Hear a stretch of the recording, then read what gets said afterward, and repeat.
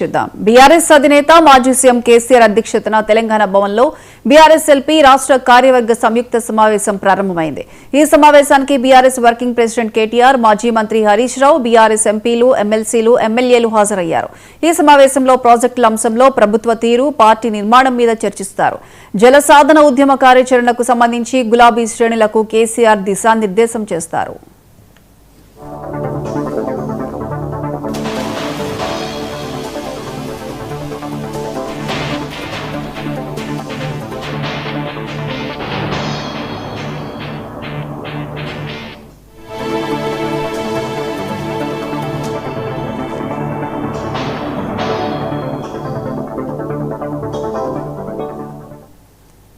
దీనికి సంబంధించి పూర్తి అప్డేట్స్ మా ప్రతినిధి శ్రీనివాస్ ఫోన్ లైన్ అందిస్తారు. శ్రీనివాస్, ప్రియాంక, కాసేపటి క్రితమే తెలంగాణ భవన్ లో కేసీఆర్ అధ్యక్షతన బీఆర్ఎస్ఎల్పీ సమావేశం ప్రారంభమైంది.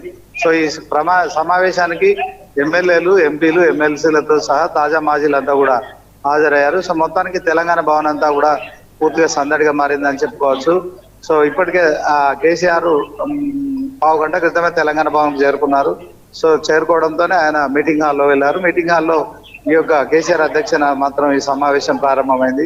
మొత్తానికి కేసీఆర్ ను చూడడానికి చాలా రోజుల తర్వాత మరి ఆయన ఫామ్ హౌస్ నుంచి నిన్న నందినగర్ రావడం కావచ్చు, అదే క్రమంలో నందినగర్ నుంచి ఈ మధ్యాహ్నం తెలంగాణ భవన్ కు రావడం కావచ్చు. సో మొత్తానికి బంజారాహిల్స్ కేసీఆర్ నివాసం నుంచి మొదలుకొని ఈ తెలంగాణ భవన్ కూడా మరి ఆ రోడ్లన్నీ కూడా కార్యకర్తలతో, నాయకులతో, వాహనాలతో మరి పూర్తిగా రద్దీగా ఏర్పడిన పరిస్థితి. అదే క్రమంలో తెలంగాణ భవన్ లో కూడా కేసీఆర్ అధ్యక్షతన మీటింగ్ ఒకవైపు జరుగుతున్న నేపథ్యంలో మరొక వైపు కూడా కేసీఆర్ ను చూడడానికి మరి ఆయన అభిమానులు అయితే భారీగా తెలంగాణ భవన్ కు వచ్చిన పరిస్థితి మనం చూడొచ్చు. ఓవరాల్ గా ఈ ప్రాంతం అంతా కూడా మరి వాహనాల రద్దీతో పూర్తిగా ట్రాఫిక్ జామ్ అయిపోయిన పరిస్థితి కూడా ఉంది. సో మరొక వైపు తెలంగాణ భవన్ లో కేసీఆర్ అధ్యక్షతన మీటింగ్ కూడా కొనసాగుతుంది. ఈ మీటింగ్ లో ముఖ్యంగా పార్టీ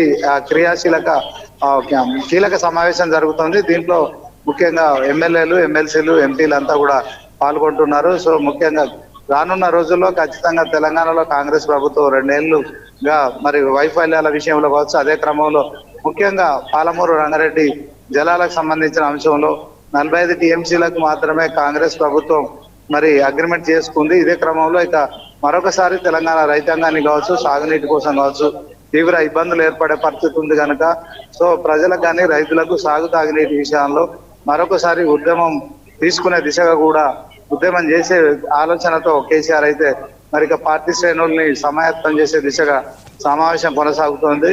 సో మొత్తానికి ఆ కేసీఆర్ ఎప్పుడెప్పుడు వస్తాడా అని కూడా మరి పార్టీ శ్రేణులంతా ఆసక్తిగా ఎదురు చూస్తున్న క్రమంలో సో ఆయన నిన్న ఫామ్ హౌస్ నుంచి నందినగర్ నివాసానికి రావడం కావచ్చు, అదే క్రమంలో ఈ రోజు నందినగర్ నుంచి తెలంగాణ భవన్ కు రావడం కావచ్చు.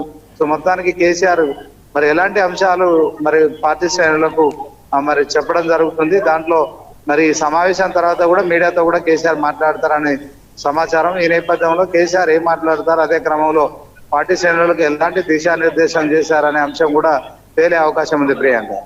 Right Srinivas, thank you.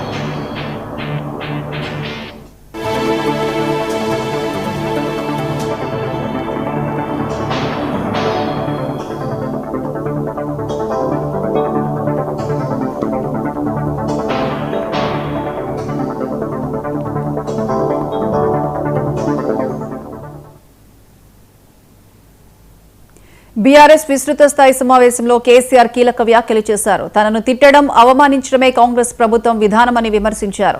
Panchayat ఎన్నికల్లో మెరుగైన ఫలితాలు సాధించామని, పార్టీ గుర్తుతో జరిగే ఎన్నికలైతే తమ సత్తా తెలిసేదని అన్నారు. ప్రభుత్వం మీద వ్యతిరేకత స్పష్టంగా కనిపించిందన్నారు కేసీఆర్.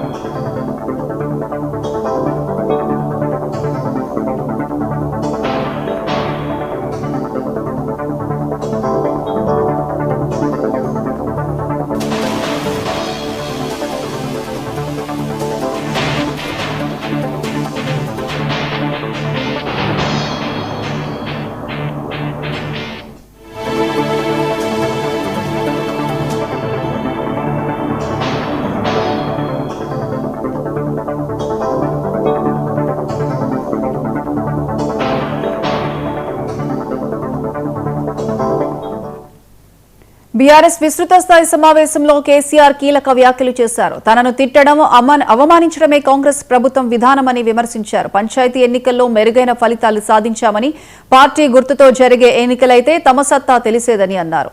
ప్రభుత్వం మీద వ్యతిరేకత స్పష్టంగా కనిపించిందన్నారు కేసీఆర్.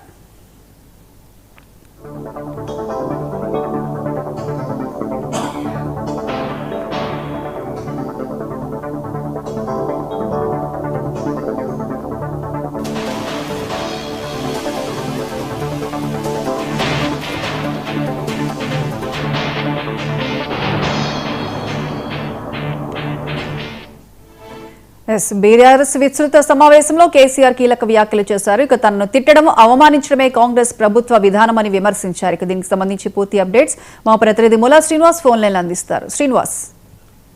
ప్రియాంక, ఇక ఈ సమావేశంలో మాజీ ముఖ్యమంత్రి బీఆర్ఎస్ అధినేత కేసీఆర్ అయితే కీలక వ్యాఖ్యలు చేసినట్టు తెలుస్తోంది. మొత్తానికి ఈ తెలంగాణలో కాంగ్రెస్ ప్రభుత్వం వచ్చిన తర్వాత మరి తనను వ్యక్తిగతంగా దూషించడంతో పాటు తనను అవమానపరిచే విధంగా కూడా మరి మంత్రులు కావచ్చు, ముఖ్యమంత్రి అందరూ కూడా కామెంట్లు చేస్తున్నారు. సో దీంట్లో ప్రభుత్వ లక్ష్యం కేవలం తనను తిట్టడమే పనిగా పెట్టుకుందని కూడా మరి ఆయన ఆవేదన చెందినట్టు కూడా సమాచారం. మొత్తానికి సమావేశం కొనసాగుతున్న నేపథ్యంలో తాను 2 సంవత్సరాలుగా కూడా ఎందుకు పూర్తి స్థాయిలో అసెంబ్లీలో కానీ తర్వాత మరి పూర్తి స్థాయిలో అందుబాటులో లేకపోయాననే అంశంలో కూడా ఆయన వివరణ ఇచ్చుకున్నట్టు కూడా తెలుస్తోంది.